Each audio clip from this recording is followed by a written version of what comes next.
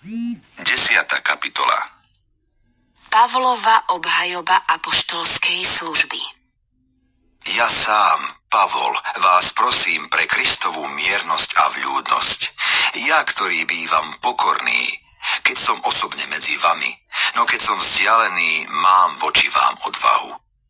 Prosím vás, aby som sa, keď prídem, nemusel správať trúfalo, na čo mám podľa svojho presvedčenia právo. A to voči tým, čo si myslia, že konáme iba podľa ľudských zámerov. Veď hoci žijeme v tele, nevedieme boj podľa tela.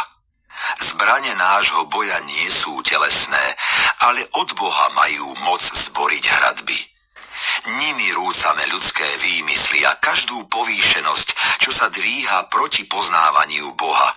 A nimi viažeme každú myšlienku na poslušnosť Kristovi. A sme pripravení potrestať každú neposlušnosť, kým vaša poslušnosť nebude úplná. Hľadte na to, čo máte pred očami. Ak si je niekto istý, že je Kristov, nech myslí zároveň aj na to, že ako on je Kristov, tak sme aj my.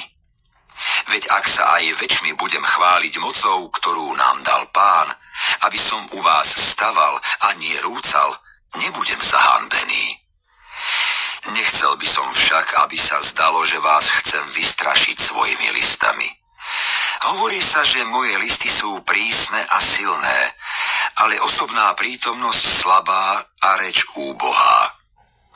Kto tak hovorí, nech si uvedomí, že aký sme v listoch slovom, keď sme neprítomní, taký budeme aj v skutkoch, keď budeme prítomní. My sa však neodvažujeme zaradiť sa medzi tých, či porovnávať sa s tými, čo odporúčajú samých seba. Veď sú nerozumní, keď sa merajú podľa seba a porovnávajú sa sami so sebou. No my sa nebudeme nadmerne chváliť, ale podľa miery, ktorú nám vymedzil Boh, aby sme prišli až k vám. Veď sa nevystatujeme, ako keby sme neprišli až k vám, pretože s Kristovým evanieliom sme sa dostali až k vám. Ani sa nadmieru nechválime cudzou námahou, veď máme nádej, že ako sa bude vzmáhať vaša viera, tak sa aj naša vážnosť medzi vami zväčší v súlade s určenou mierou.